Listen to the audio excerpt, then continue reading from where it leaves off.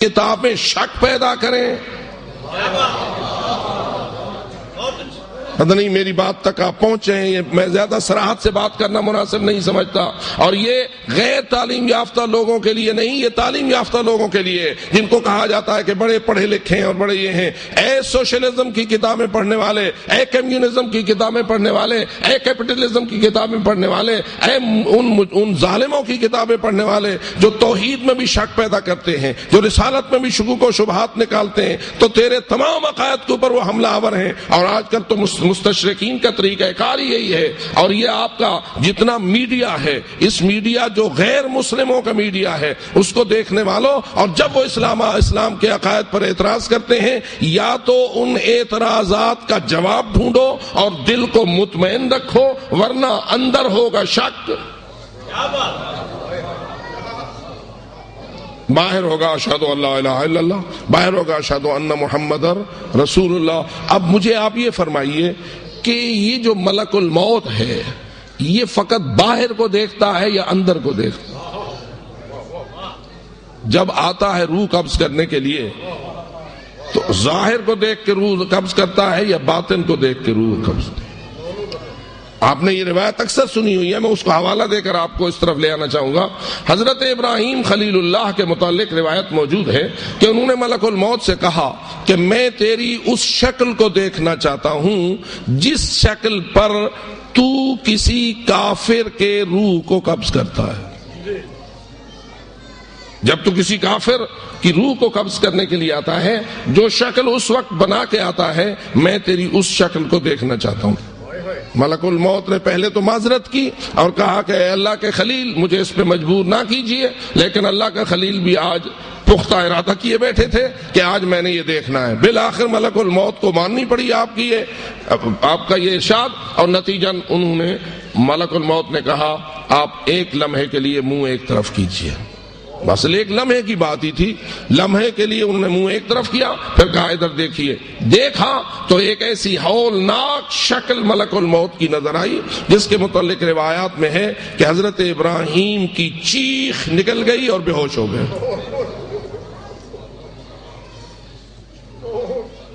اب آپ غور کریں، اس سے کیا ثابت ہوا؟ ملک الموت ہر ایک کے پاس ایک ہی شکل میں آتا ہے. کم از کم دو شکلیں تو ماننی پڑیں گی، ایک مومن کے لیے اور دوسری کافر کے لیے. یہ جس کو آپ منافق کہتے ہیں، یہ اصل میں کافر ہوتا ہے یا مسلمان ہوتا ہے؟ جو منافق ہوتا ہے وہ حقیقت میں کافر ہوتا ہے یا حقیقت میں مسلم ہوتا ہے؟ یہی آپ کے سوچنے کی بات ہے. بابا سے بلند صلوات پڑھ لیں. کیونکہ آپ منافق کسے کہتے ہیں؟ جو اندر سے نہ مانتا ہو اور باہر سے ماننے کی بات کرتا ہو. یہ بندہ جو اندر سے نہیں مانتا، مثلا رسول کو رسول نہیں مانتا، امام کو امام نہیں مانتا، قرآن کو کلام اللہ نہیں مانتا، اسلام کو دین حق نہیں مانتا، اللہ کی توحید کو اندر سے نہیں مانتا، باہر سے وہ کہتا پھرتا ہے لا الہ الا اللہ محمد رسول اللہ علی ولی اللہ. فرمائیے یہ بندہ اصل میں کیا ہے؟ جی آپ کو ذرا خوف ہو رہا ہے، خوف سے نکلیے اور بات حقیقت والی سوچیے اور سمجھیے کہ یہ جو اندر والی حقیقت ہوتی ہے، حقیقت وہ ہوتی ہے، یہ حقیقت وہ ہوتی ہے جو زبان پہ آتی ہے. ملک الموت جب آتا ہے روح قبض کرنے کے لیے، وہ ظاہر کو دیکھ کے روح قبض کرتا ہے یا باطن کو دیکھ کے؟ اور جب وہ باطن کو دیکھ کے روح قبض کرتا ہے تو جس کا اندر جیسا ہوتا ہے ویسی شکل لے کے آتا ہے. لہذا یہ جو تین قسمیں ہیں آپ کی، اصل میں دو ہیں: مومن، کافر، منافق. تین قسمیں کرتے ہو نا، مومنین، کفار اور منافقین. یہ منافقین اصل کس کھاتے میں ہے؟ حقیقت میں منافق مومنین کے کھاتے کے لوگ ہیں یا کفار کے کھاتے کے لوگ ہیں؟ اللہ کے ہاں تین رجسٹر ہیں یا دو ہیں؟ حقیقت میں دو ہیں. بندہ یا مومن ہوتا ہے اور یا مومن وہی ہوتا ہے جو اندر سے مومن ہو. کافر وہی ہوتا ہے جو اندر سے کافر ہو. ظاہر والی بات تو دنیا کی بات ہے. ظاہری کلمہ انسان کو لوگوں کے لیے پاک قرار دے دیتا ہے، اس کے ساتھ لین دین جائز ہو جاتا ہے، ان کے ساتھ نکاح طلاق جائز ہو جاتی ہے، ان کے ساتھ دنیاوی امور میں جواز مل جاتا ہے. لیکن جب موت آتی ہے تو بندہ یا مومن ہوتا ہے اور یا کافر ہوتا ہے. منافق کس کھاتے میں ہوتا ہے؟ ذرا سوچ کے، منافق مومنوں کے کھاتے میں ہوتا ہے یا کافروں کے کھاتے میں ہوتا ہے؟ ہم کروڑوں مسلمان اس کا جنازہ پڑھیں، ہم اربوں مسلمان اس کا جنازہ پڑھیں. آج کل تو غائبانہ جنازہ بہت زیادہ ہوتا ہے، سارے مسلمان اس کا جنازہ پڑھیں، لیکن مسلمانوں کے جنازے کی وجہ سے وہ مومن نہ ہو جائے گا جب تک کہ اندر سے مومن نہ ہو. مسلمانوں کا جنازہ بھی اسے فائدہ دیتا ہے جس کے اندر ایمان موجود ہو. اگر اندر اس کے شک تھا، اللہ کی توحید میں شک تھا، رسول کی رسالت میں شک تھا، قرآن کی حقانیت میں شک تھا، دین کی حقانیت میں شک تھا، اگر شک تھا اور شک لے کے جا رہا ہے تو ملک الموت کیا دیکھے گا کہ اس کے کتنے مرید ہیں، اس کے ووٹ کتنے بندوں نے دیے تھے، یہ جنازہ کتنے بندوں نے پڑھا تھا. نہیں، ملک الموت، بابا ملک الموت کی بات تو بات کو کروں، یہ کرامن کاتبین جو ہمارے ساتھ ہر وقت بیٹھے ہوئے ہیں یہ فقط ہمارے ظاہر کو جانتے ہیں یا باطن کو بھی؟ ذرا ہی خود ہی دیکھیے، دائیں والا کیا لکھتا ہے؟ نیکیاں. بائیں والا کیا لکھتا ہے؟ برائیاں. ایک بندہ بے وضو نماز پڑھ رہا ہے، پتہ نہیں بات سمجھیے آپ نے، یہ نا کیا کر رہا ہے؟ بے وضو نماز پڑھ رہا ہے، پڑھ نماز رہا ہے. کون لکھے گا؟ دائیں والا. بے وضو کی نماز کو بائیں والا لکھے گا یا دائیں والا؟ فرمائیے بھائی، نماز کو بائیں والا لکھے گا. آپ تو جب جائیں گے وہ نماز پڑھ رہا ہے، آپ کہیں گے بڑا اچھا بندہ ہے، نماز پڑھ رہا ہے، نیکی کر رہا ہے، لیکن لکھے گا کون؟ کیوں؟ اس لیے کہ وہ نماز نیکی بنتی ہے جس کے پیچھے وضو صحیح ہو. اگر وضو صحیح نہ ہو تو نماز نیکی نہیں. اگر نیت ریا پر مشتمل ہو، دکھلاوا، نمائش، اپنا کوئی دنیاوی مقصد حاصل کرنے کے لیے نماز پڑھ رہا ہے، اور جو دنیاوی مقصد کے حصول کے لیے ایسی نماز پڑھتا ہے اس میں قربتاً اللہ والی روح موجود نہیں ہوتی. ایک نوجوان نماز پڑھ رہا ہے، صبح سویرے اٹھ کر ابا جی کے سامنے نماز پڑھوں کہ آج ابا جی سے میں نے 500 روپے لینے، اور وہ دیتے نہیں جب تک کہ نماز نہ پڑھو.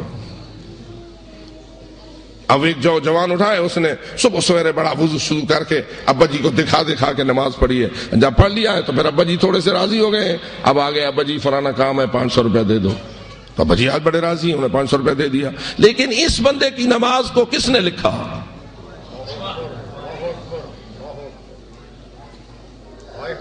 بایاں لکھے یا دایاں لکھے؟ میں مجلس پڑھ رہا ہوں، آپ مجلس سن رہے ہیں. کیا ان مجلسوں کا عبادت ہونا بھی ہماری نیت کے خلوص سے مربوط ہے یا نہیں؟ میرا مجلس پڑھنا اگر خلوص پر مشتمل ہے تو میرا پڑھنا عبادت ہے. آپ کا مجلس سننا اگر خلوص پر مشتمل ہے تو آپ کا سننا عبادت ہے. لیکن اگر میرے پڑھنے میں قربتاً اللہ والی بات خلوص والی نہ ہو،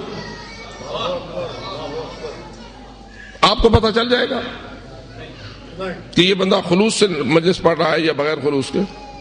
کوئی چیز آپ کے پاس میرے پاس موجود نہیں جو ہم ایک دوسرے کے خلوص کو پرکھ سکیں. لیکن وہ جو لکھنے والے ہیں ان کو پتہ ہونا چاہیے یا نہیں؟ اگر پتہ ہونا چاہیے والی بات کو مانیں گے تو بات صحیح ہوگی، ورنہ تو یہ بیچارہ بھی کچھ نہیں جانتا، وہ بیچارہ بھی کچھ نہیں جانتا، ایک دوسرے مشورہ کریں گے تو لکھے یا میں لکھوں. یا بھی اس کو ایک ایسے خانے میں ڈال دیتے ہیں کہ اس کے پاس بھیج دیتے ہیں، وہ خود فیصلہ کرے گا کہ یہ نماز نیکی ہے یا برائی ہے۔ تو اس لیے دوستو، آپ کا فقط یہی جملہ جو آپ کے ایمان کا حصہ ہے کہ یہ کرامن کاتبین میں سے جو دایاں ہوتا ہے وہ نیکیاں لکھتا ہے اور جو بایاں ہوتا ہے وہ برائیاں لکھتا ہے، اسی میں یہ بات آ جاتی ہے کہ یہ جانتے ہیں کہ نیت کیا ہے۔ اور جب کرامن کاتبین اندر کو جان لیتے ہیں تو ملک الموت وہ بھی اندر کو جان لیتا ہے۔ بس میرے محترم دوستو، بات یہ ہے کہ ایمان فقط زبانی کلمے تک محدود نہیں، ایمان دراصل قلب کی یقینی کیفیت کا نام ہے۔ لہذا اپنے عقائد کو ایسے مطالعے کا شکار نہ کرو کہ جس کا نتیجہ یہ نکلے کہ تمہارے اندر شک پیدا ہو جائے اور باہر اپنے عقائد کو اپنائے ہوئے ہوں۔ اور یہ امتحان اور آزمائش ان پڑھوں کا کم ہے، پڑھے لکھوں کا زیادہ ہے۔ یہی وجہ ہے میرے محترم دوستوں کہ جب ان کی کتابوں کا گاہے مقالوں کا مطالعہ کرتے ہیں ہم تو نظر آتا ہے کہ یہ گفتگو اس بندے کی ہے جس کو دین کے حق ہونے میں شک ہے۔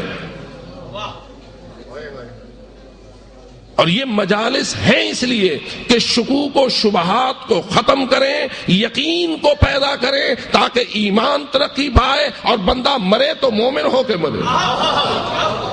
علی کا طرز زندگی منافقت کی موت ہے، علی کا طرز زندگی منافقت کی موت ہے ہماری درسگاہ کربلا، کربلا حق کا سیدھا راستہ کربلا، کربلا نعرہ سلام اللہم صلی علی محمد۔ کربلا کا ہر پہلو، حسینیت کا ہر پہلو یقین آور ہے۔ کتنا یقین ہے زہرا کے لال کو اس دین کے حق ہونے پر جس کو بچانے کے لیے نکل رہا ہے۔